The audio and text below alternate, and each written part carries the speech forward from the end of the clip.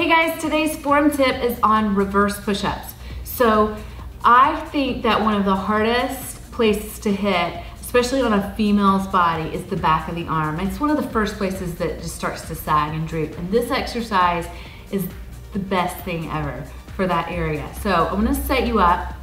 It's really important that you set yourself up right. I see this exercise done all the time, completely makes me lose my mind wrong. So I'm gonna set you up so that you can get the best results, but also keep your shoulder really safe.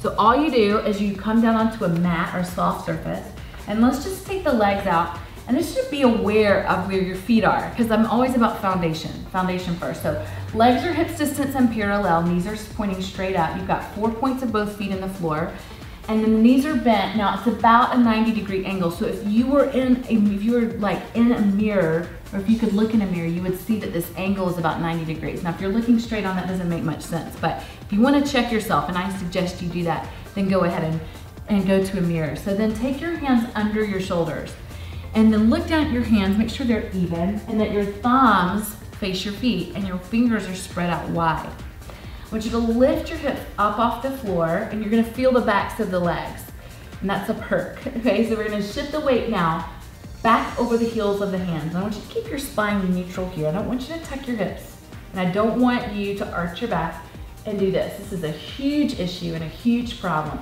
You wanna keep the back natural, like in the natural curves of the spine. Shift your weight back over the heels of the hands, and you're gonna automatically feel weight go into the triceps, which is the back of the arm.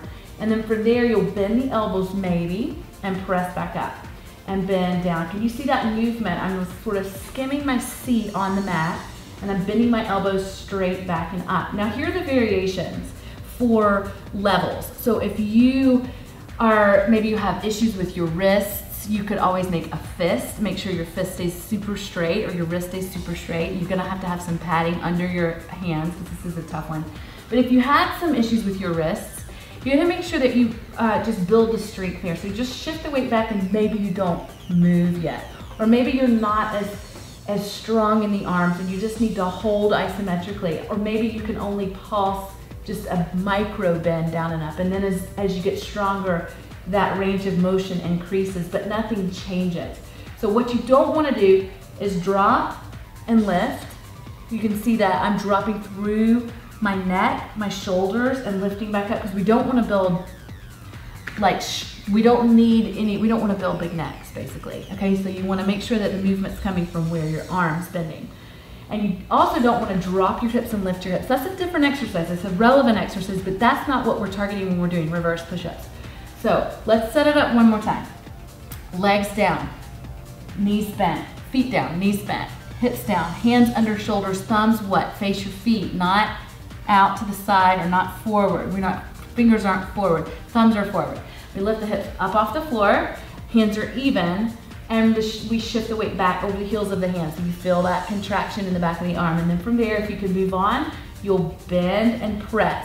Now the reason why we shift the weight back over the heels of the hands is so that you're out of such a deep stretch in that shoulder. You don't want to go forward like this and then bend. I see this all the time, and it makes me cringe, because I think what kind of pressure people are putting, even teachers are putting on the shoulders. So you want to shift that weight back, get it back there, and then make the arms work.